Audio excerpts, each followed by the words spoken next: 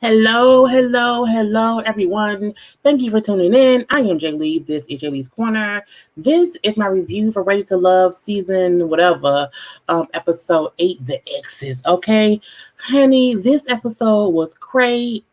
Okay, as y'all might know, I'm not on camera today at all, but I will have screenshots for y'all to enjoy. I do not feel like putting no shirt on. I don't feel like properly combing my hair. It is Memorial Day weekend. I'm trying to relax, but also work. So this is the best way I can still get my videos out while having to, just be on the whole time. So I hope y'all enjoy this version of my review. But first things first, if you have not done so already, take a moment to subscribe to my channel to become a whole Jaybird, dun dun dun dun dun, and all that goodness and stuff. Okay, do not forget to like this video either on your way in, on your way out, or while you're here, because this will be a live premiere video. It is greatly appreciated. Do not forget to relax, to relate, to release, to center yourself and everyone around you. Also, do not forget to inhale and exhale because that keeps people calm and whatnot. Okay, you can follow me on social media at J_Lees_corner. And the link is always in the description box below. I will be live tonight after the versus battle between Timberland and Swiss Beats. I will possibly be on camera. I'm not sure just yet. I may not be. I don't know because I'm liking this whole one day of recording but not having to be seen and whatnot. Okay, but let's get into the foolishness that went on today. Okay, so we see Tommy, his wife, Jacqueline, at their house or whatever, and they meet up with the ladies. Okay, so we had, Alexis, Venetia, and Liz, and then also Amber and Kara Kyra, because they're the last ones who are left in this whole thing going on right now. So between the ladies sitting around chit chatting, they're told y'all will have to have the men meet one of your exes. Just Tommy and his wife sitting up in a beautiful home. Okay, beautiful home, king and queen type stuff. Letting the ladies know to introduce your ex to the dude you trying to date right now. Okay, and of course they like, what? Are you serious? Are you sure? And they're like, well, yeah, that's what we have to do. Okay. So each woman has to set up a little date, little meeting with their ex. Now, first up, I don't have them in order. First up, we have, boom, Venetia, Joel, and her ex David. Okay. They met up for a little drank a little food. I don't know what Joel was wearing. I'm like, he got glasses on, a little cap, a little vest. I'm like, did you Scottish? Did you become British? It was you. I was like, who was that man? Okay, but nonetheless, it was Joel. Her ex is cute. Okay, hey David, what you doing, bro? Anyway, they sit around chit chatting or whatever, and Joel asks, "Man, is she clingy?"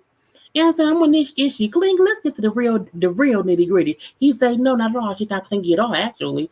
And then for Nick, like, I'm not clingy. Okay, I am really big on, being clear with communication, though. Oh, what you mean by that, baby? I'm like, yeah, what you mean by that, Alicia? What happened? So she brings up an example of her and Joel.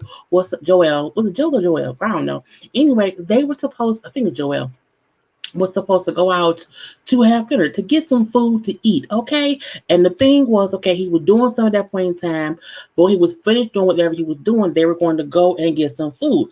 He then said, when I'm done doing this, I'll call you so we can then go get the food and whatnot. Well, 3 hours later, he hadn't called her. Okay. And she was upset because she felt like he should have called me and told me something came up. He felt because something came up, and so they did not go. But he did not call her and tell her this.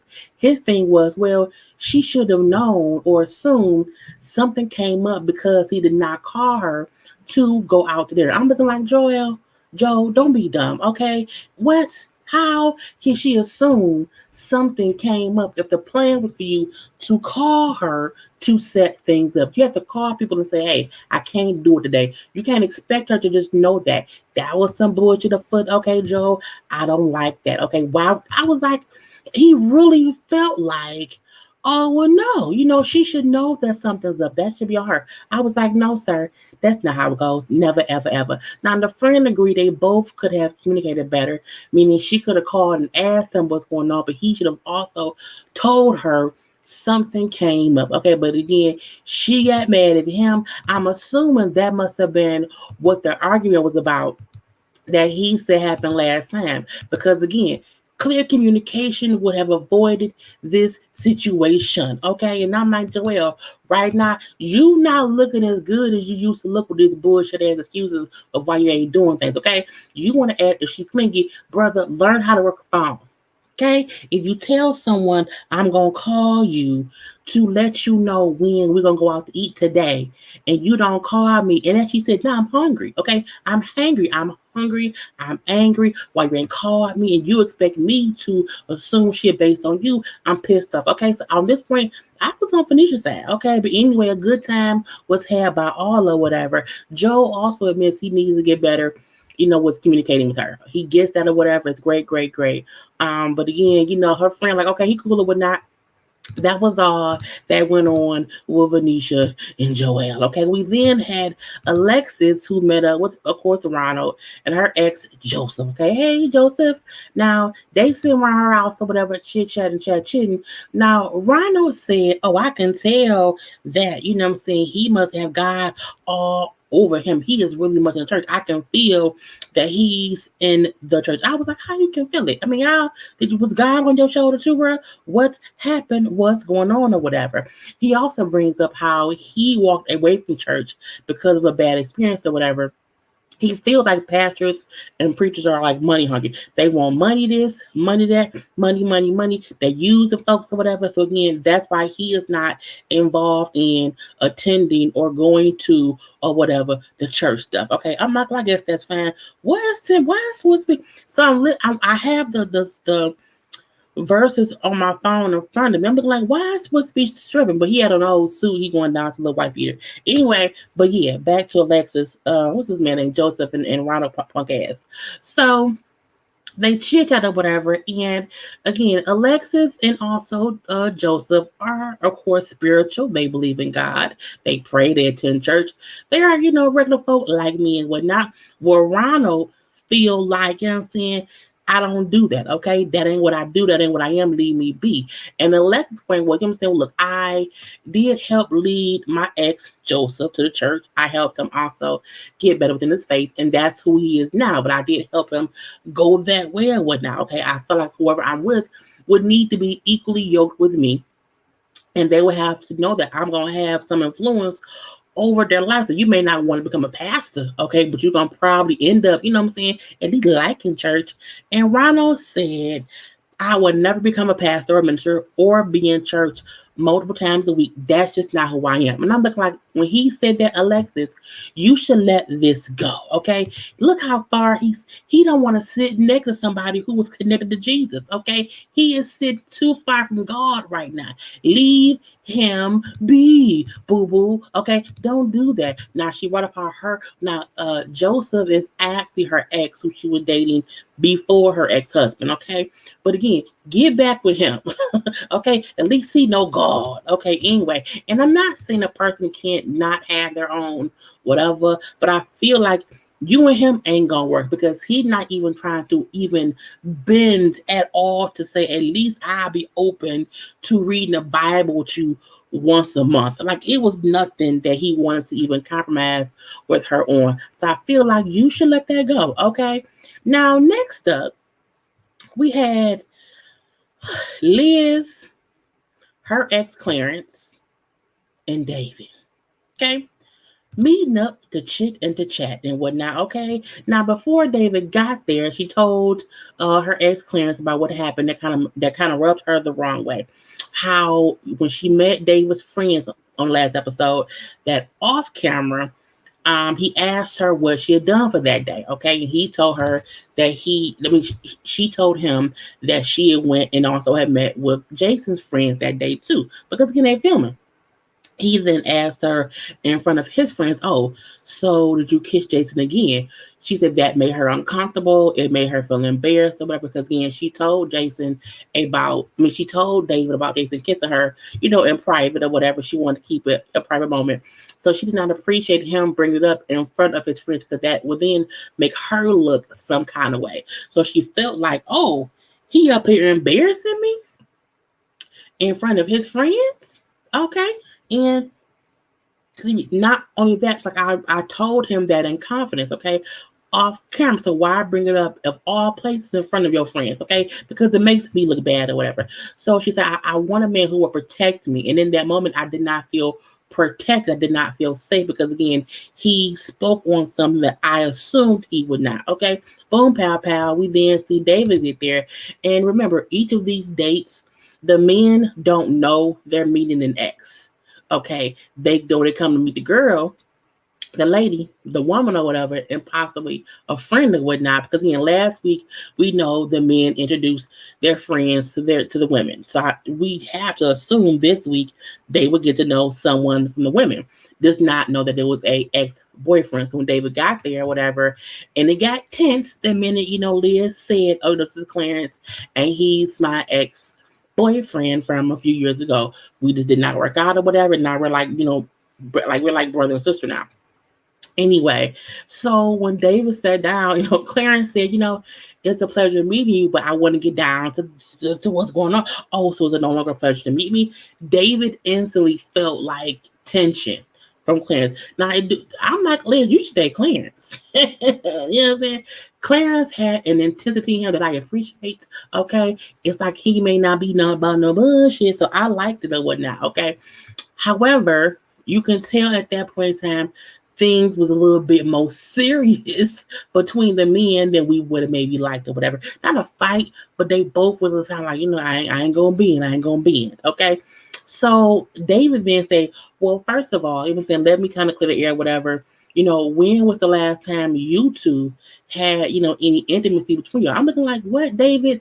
Again, asking about what intimacy things she's done with other people. Like the fact that he's her ex doesn't matter. Now she told everybody she ain't been, doing nothing in 17 years. So he was trying to catch her up in a lie. Okay, now Clarence then said like, well, the last time, was like a kiss. And that was so many years ago, I can't even remember when it was. You know what I'm saying? But we've been friends since then. But her thing, like, wow, like, why would you ask that question the same way you asked, about me kissing Jason again in front of you? Like, you keep doing shit like that, and I don't like it. I don't like it at all, or whatever. But again, he and Liz both say it was a while ago that they kissed. But again, she like that question did not sit right with me based on what he said before. Okay. And Clarence then asked, well, how important, David, is communication, okay, in a relationship? He says, oh, it's number one. You know what I'm saying? It's because I prefer that my woman is my safe place, okay? Because I want to know that no matter what I tell her, is safely with her. I was like, oh, you done stepped in some shit, okay? Clarence then brings up how Leah told him about what happened and, said how he wiped the kiss with a friend or whatever, blah, blah, blah, and how that made her feel uneasy. Okay, it made her feel like he was out of safe place. He made her feel like she couldn't be comfortable with telling them shit, okay? And so, like, how can you say that you are a safe space for her going forward if that's how she feels right now? He looks at Liz, Liz, girl, I didn't know. I didn't know that. I did not know that me bringing up you kiss Jason was something that you want me to do. I did not know that. Okay, had you told me that you was not comfortable, had you told me that, I would have known then because I'm still learning you, Liz. Okay, and Claire then said you didn't notice her reaction in the moment, her gestures. He's like, well, no. Okay, Leah asked, well, would it have mattered how she felt had you noticed how she felt? David then say, Liz, girl, you know how I see you. I put you on a platform. Okay, the platform I have put you on, you know how I value you. There is no other body. There is nobody else but you, Liz. I love you. He was landed on thick. Okay, on thick. And Liz said in the confessional, I think he's full of shit. paraphrasing. I think he's saying things to make me feel some kind of way because he on BS or whatever. Okay, David, they're like, all right, whatever, but us being here, it's getting real tense here. I want to bring the strength down. Clarence said, what? But he like, I'm an alpha. I don't know how to be weak. I said, when girl and guys, I said, oh, Clarence. The fact that he's like, I don't know how to be weak. I can't do that. That ain't in me. Okay, I'm an alpha. I was like, okay. Because the thing was, me and you two men, ain't no need for either of us to get weak right now. We having a conversation or whatever. Okay. David then politely, okay, great, had a good time, whatever. I'm gonna leave. He left nice, like it was like a fight or whatever. So he left with it and whatnot. But in his confessional, he brought up how there was no reason for him to admit her ex. It wasn't a reason for them all to be shit and chatting. I don't know why, what I'm saying? What we here for? I'm like, because it's a part of the show. Every season, they have someone meet an ex. Okay? Sometimes it's the ex, sometimes family, whatever. Every season they have somebody meet someone that it may not be as comfortable as we would like it to be. And I was like, David is getting exposed. Okay, he's being exposed, if you ask me. And the fact that Clarence said to Liz after they were gone, he like, because she asked like, how do you feel? He like, David's being one person in public with you and then being someone else in private with you. And you have to realize that means you don't even know who the real David is because he's being two different people. Because she told him, I feel like two different ways because he acts two different ways. Okay. He also brings up how I'm saying he's smooth. He's a smooth talker. So he's telling you what he thinks you want to hear to get you on the saddle. For he on bullshit. And I feel like David knew that Clarence was gonna pull his card. So Dave like, I gotta leave immediately. Okay, immediately I have to get up out of here. Okay. Now next up we had Kyra Kira, her ex Timothy, and Jason. Now Timothy was on like a video screen or whatever. He wasn't there in person, and whatnot, like a little video chat. I don't care. Okay, I feel like this was a quick little thing or whatever. You know what I'm saying? Tim brings up how Kyra isn't that good at communicating. Because at times she does not let things go. I say, I guess so, because she was holding on to AJ's, not paying the bill for however long that was or whatnot. But it seemed like she forgave him a little bit because she liked AJ now. But I get what he kind of meant, that she may, linger a little bit longer on certain situations. And, he then asked if this is not a weird question, but I was surprised. He asked this question. He said, is she financially responsible? I said, oh, he must know she got some bills due. Okay. And the ex say, you know what? She know how much money she has. Yes. Okay. But she doesn't budget to save like for a goal that she may need to make or whatever. Meaning she spends what she has and it's fine. She may pay on her bills, but she gonna still spend what she wants to spend and whatnot. And so Jason, he brings up how that's concerning for him because, you know what I'm saying? He like, I don't know. I don't want her to spend money on like a trip, but she has bills that's due. And I'm like, my thing is, like, what you mean bills? So, like, do you mean like if I pay, like, if my balance is $8,000, but I paid my monthly bill, the fact that I took a trip does not mean I'm financially responsible. It means I'm, maintaining shit. I don't want anyone to feel as if they have not paid a bill off in full, that you still can't live life. It's the difference between being irresponsible with your money and budgeting so that you can pay bills and have fun. Okay, leave that be. But anyway, Kyra decides that, you know what I'm saying, well, she admits on her confessional that she is not good with money. Okay, she's not good at money management. Again, she's like, I wouldn't mind Jason helping me get better with that. But a friend do say that he feel like her and Jason has a good vibe. I think they have a good vibe too. I felt that since their first date. But I don't want Jason judging her based on the fact that she may not pay bills off in full. Okay. As long as anything past due, her credit score is high, leave her be. Anyway, because she's a lawyer. Well, lawyers have it, but she may have a student loan debt too. But I'm going to leave that be. That's all they stuff for. We're going to move on from them. Okay, we then have Amber, her ex Tony, and they meet with Chris or whatever. Now, First of all, Chris's coat was hilarious in my opinion. I'm gonna leave that be too. Tony asked Chris if he wants kids, and he said, I do. Actually, I want about 5 kids. Oh, what 5 kids? And I didn't know you wanted 5 kids. Okay, that's different. But she said she cool with that because she said I really want to be a mom.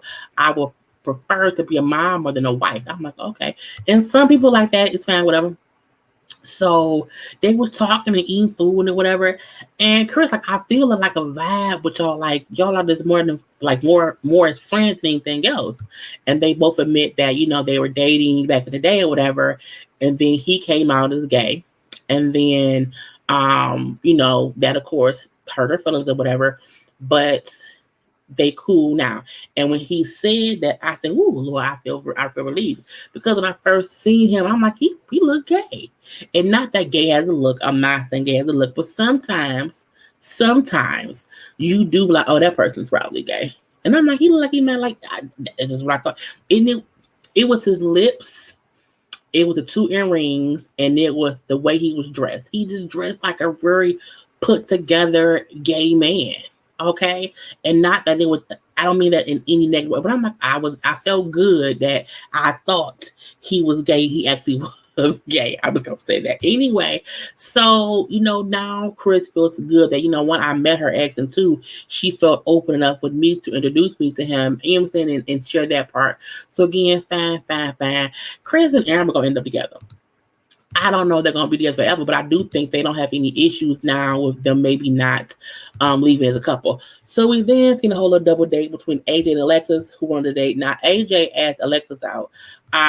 Alexis brings up how she is fearful that AJ will break her heart, okay, because he does not make her feel secure in their budding relationship.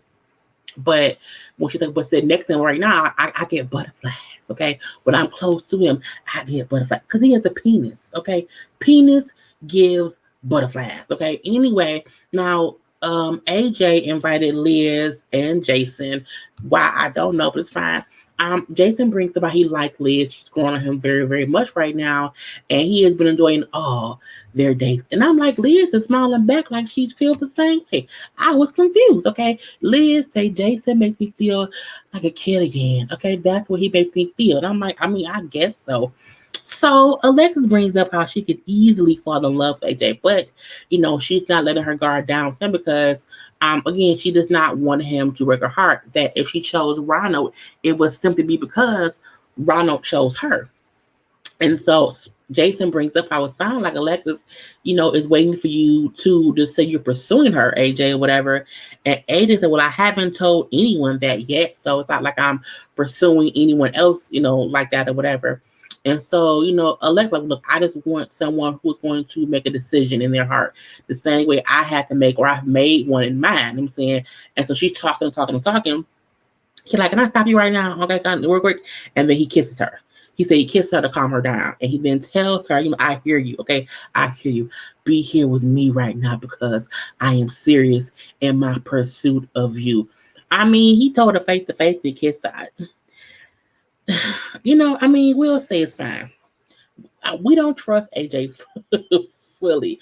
I don't fully trust him or whatever. So we shall see. But he at least looked at her face and told her that. So, if he lying, it's on camera. So next up, we have the whole little ladies lounge, and they meet up at where? At Tommy's house. Okay, and why is that? Because that's the thing to do. So meeting up with Tommy, his wife, Jacqueline, whatever in the house. They got food and drinks and everything. It was fun. So they talk about the dates. Okay. Venetia brings up how with her and Joe, how her ex like Joe, brought up how they both have a better understanding of things now and how he could see them dating. Fine. Okay. We then see Alexis brings up how it bothers her that Ronald is so against the church or even him going to go pray. She doesn't like that that's his stance on things or whatever. So that gives her pause for, going forward with him. So Tommy and his wife basically asked, like, okay, look, is that your deal breaker? Because again, every Sunday, that's going to be an argument. Because again, if he won't want to go to church or whatever, y'all gonna fuss every Sunday. So again, if that's your deal breaker, then you have a decision to make because that shows them that you're not willing to compromise on. And so they bring up how in their marriage and their life, like God is the head of their household, period. Okay. And you can't have one person fully against that. Okay. You can't have that and whatnot. Okay. Anyway, Liz brings up how her meeting was intense, of course, with her ex and David. That her ex came in as like her big brother, and that when they were talking, she saw a whole different side to David based on him being caught on this shit. Okay, David could not hide who he was in front of a man who was on her side. And that's the thing. It's easy to hide yourself in front of your friends, okay, or in front of other people who are all dating. But when someone is there specifically to protect you, David couldn't hide who he was no more. And he then left knowing that. Okay. Anyway, so they then said, okay, if you had to leave right now, who would you choose to leave with? Kyra says Jason. Leah says Jason. Benicia says Joe. Amber says Chris. Alexis says AJ because he kissed her in the mouth on their date or whatever. And so Jacqueline, Tommy's wife, told each woman, just make sure to follow your heart and your gut instinct or whatever. And so we then see, the bottom two. So first we're gonna go with Alexis and Ronald. So she tells him that, when and they went like on a date, they was in eating food and everything, little date. So she tells him that she did not like him saying about her ex, how, he could tell about that he was into God or whatever. It's like I felt like that was a bit rude a little bit. I'm saying it rubbed me the wrong way. It caught me off guard, and that I need a man who's going to lead my home right because I want my kids raised knowing that prayer works. And I'm saying I just don't want someone saying how that either prayer doesn't work or that you won't pray. He said, well, I didn't say that, that the other should not pray. I'm saying, and I can lead a house with my divine masculinity. And I was like, well, can you? I don't. Ronald's asshole, Ronald. He also brings up how, see, this, I don't know how long you've had that in your life. Meaning, I don't know how long you've had a man be, the man in your life. And that could be why you don't get what a man could do. And I'm looking like, motherfucker, what? Anyway, she brings up like, well, you were my number one because again, because one, you chose me. And he then said, oh, you talking as if you need validation. I say, what? The fools you talking as if you need validation. Okay. And I'm looking like, how? How is it that you have to pick someone? You picked her. So because she liked the fact that you picked her, that means she needs validation? The fuck? I was like, who the fuck? She then, hold up. So you didn't pick me. So are you picking me for like what I can like offer you or something? He then say you can't offer me anything. I was like, bitch, what? The fact that this motherfucker said that she can offer him, it pissed me off to say you're on a dating show and you're looking for someone to be your partner. You then find someone who you like. And you then tell her you can't offer me anything. He then kind of laughs and say, but what did you mean by that? Your first question should have been, what did you mean? Because he talked like she was saying, like, I can give you money. It was like, no, motherfucker. A woman does give you things. A woman can add to your life and to feel as if they can't. Why are you here? You are not ready to love, my dear. I don't believe you are at the fucking all. Okay. Anyway, she's like, you know what? I don't think you hear yourself sometimes when you talk because the things you say is like, it's condescending. He then say, I don't do that. You do that more than me. I was like, bitch, oh, Lord Jesus. Okay. But then we see Liz and David, okay, meeting up. And, she brings up how she does not know where his head is again because they have not talked in a while. They haven't talked since the meeting with her ex. And so she's like, I don't even know like how he will react to being here with me. But again, she asks him on the date to talk. He get there, whatever, and he come in and she's trying to talk first. He keeps cutting her off. And she's like, wait, let me talk. No, let me talk. So a back and forth thing of him not wanting to let her talk. He keeps interrupting her. Okay, keeps interrupting her. And like, let me talk, let me talk, let me talk. She's the same thing, blah, blah, blah, blah, blah. And now they fussing because he won't let her talk. And then it goes up. I was like, David and Ronald is showing their ass. Okay, they both have been horrible on this who's going to be eliminated time, and it goes off who's still going to be eliminated. I really hope they both are eliminated. I really hope they both go home. Okay, get the fuck out is what I hope happens. Anyway, I am all done. Thank y'all for tuning in. I am Jay Lee. This is Jay Lee's Corner. And do not forget to not send your cooch via text, especially to David or Ron, okay? Because them motherfuckers gotta go. Anyway, peace.